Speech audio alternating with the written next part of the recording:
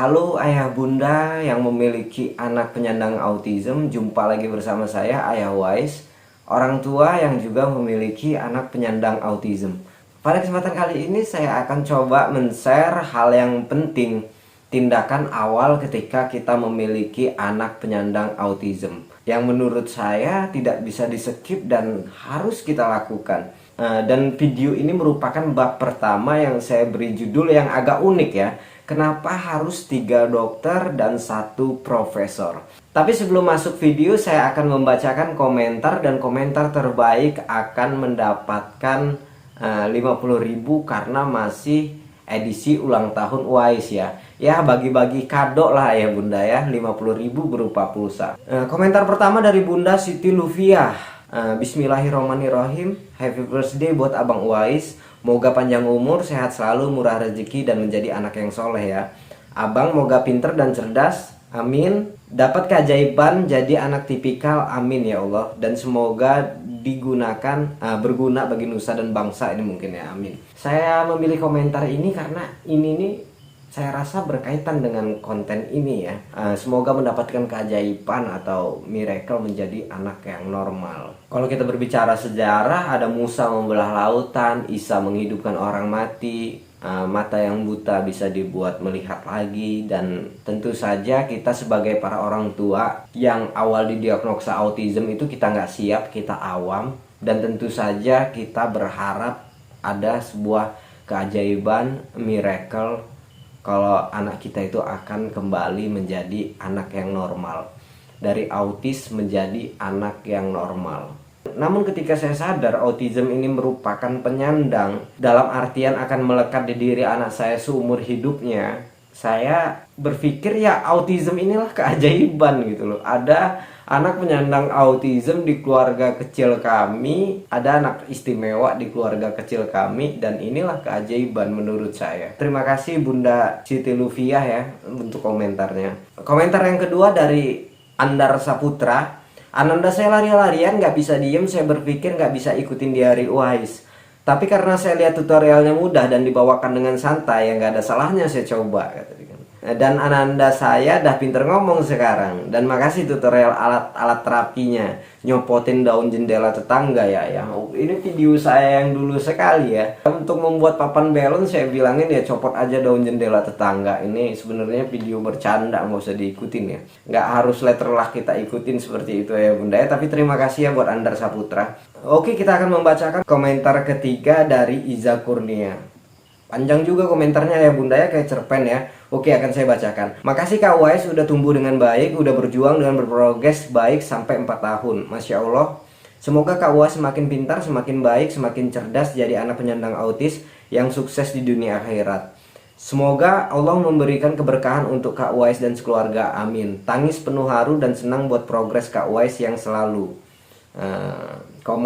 Jujur aja tante punya anak penyandang autis juga. Sebelum lihat Kak Wais selalu merasa putus asa setiap hari. Tapi lihat Kak Wais berprogres baik seperti sekarang, Kak Wais jadi membuat harapan baru tante buat anak tante. Selalu upload video progres baiknya biar tante dan orang tua yang lain di sana selalu punya harapan yang baik buat Anandanya. Ya, Tante Iza Kurnia ini sadar dan menyadarkan saya, kata dia, uploadlah progres-progres yang baik agar orang tua yang memiliki anak penyandang autism di luar sana ada harapan. Artinya Tante Iza Kurnia ini sadar betul kalau ada progres yang buruk juga di diri Wais. Ada tantrum juga, ada flapping juga. Tapi please lah, jangan di-upload lah, bikin gua down aja gitu loh maksud tante ini gitu kan. Jadi upload lah video yang baik-baik aja. Oke, terima kasih tante ya, smart sekali. Panjang tapi ya saya bacakan ya karena agak berbeda dari yang lainnya. Kalau yang lainnya happy birthday semua. Terima kasih juga loh yang udah ngucapin happy birthday semua. Maaf tidak saya bisa bacakan. Namun komentar yang saya pilih adalah komentar dari Tante Iza Kurnia. Silahkan hubungi nomor di bawah sini, akan saya berikan pulsa 50.000. Lumayan ya buat searching, buat browsing. Sedikit kado lah karena ini merupakan edisi ulang tahun ya. Oke, langsung aja kita masuk ke video pembahasan bab pertama ya. Saya kasih judul kenapa harus 3 dokter 1 profesor. Ini tindakan pertama dan sangat penting dan gak bisa di-skip menurut saya. Jadi ketika ananda saya itu saya lihat, saya browsing, saya searching, saya cari tahu ciri-ciri autism banyak melekat di diri ananda saya. Dari tidak ada kontak mata, tidak menunjuk, suka susun-susun barang di diri ananda saya. Itu saya keliling di dokter di Bandar Lampung ya. Ke dokter dibilangin autism. Datengin ke dokter yang lain dibilang autism, sampai saya ke RSCM konsultasi sama dokter, kata-kata yang sama yang saya dapatkan gitu, sampai ketemu Profesor Jatmiko dan beliau juga bilang autism. Yang jadi pertanyaan itu kenapa sih harus sampai banyak dokter? Bahkan kawan saya di grup anak surga ada yang sampai 11 dokter ayah bunda memeriksakan anandanya. Dan saya bertanya sama diri saya sendiri, apa nggak cukup apa satu dokter? Sampai sejauh ini kah perjalanan gitu kan? Cuman mau pengen tahu ananda saya ini kenapa. Ternyata saya sadar ayah bunda, ketika pertama kali didiagnosa autism itu saya itu denial.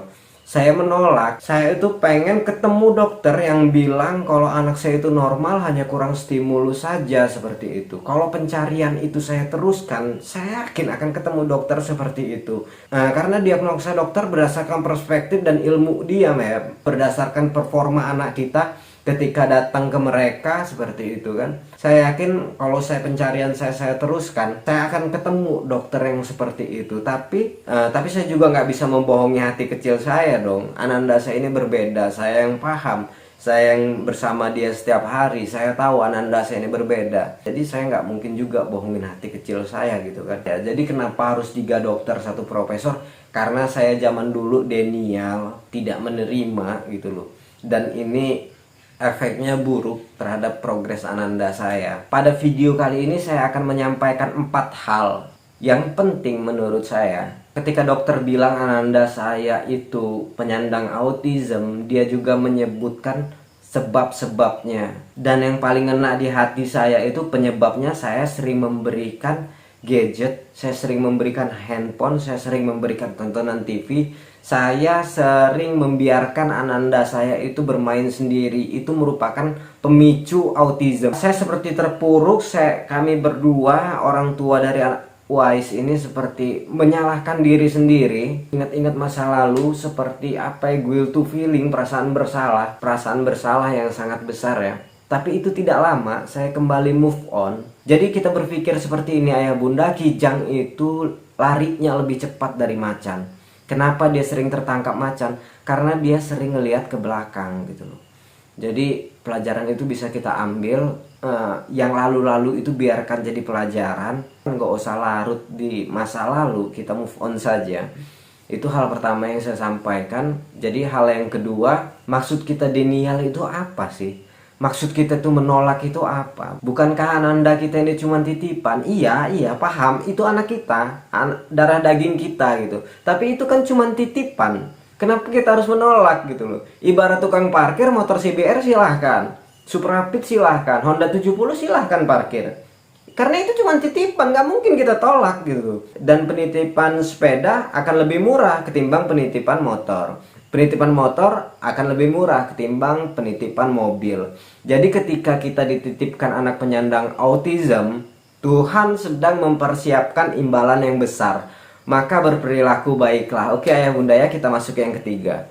Yang ketiga yang ingin saya sampaikan, pertama kali ketika ananda saya didiagnosa autism, saya percis tante tadi ya menangis. Wajarlah seorang perempuan itu menangis. Saya pun sebagai laki-laki tentu saja menangis juga. Tapi yang saya katakan kepada istri saya, apapun Wise, mau autis, mau detratasi mental, mau Down syndrome, mau difabel, dia ananda saya, dia anak saya, akan saya jaga.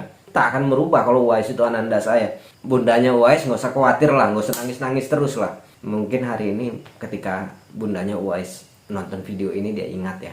Dan terakhir sebagai closing statement, saya memiliki anak penyandang autism. Ayah bunda di sana juga memiliki anak penyandang autism. Apa yang ayah bunda rasakan di sana, saya pun merasakan. Apabila ayah bunda sedih di sana, saya pun sedih. Dan di sini saya hanya coba berbagi kebahagiaan Semoga ayah dan bunda di sana juga bisa berbahagia dengan anandanya. Terima kasih, sekian dari saya. Kita masuk ke bab kedua ya. Enak nggak nak? Enak. Enak.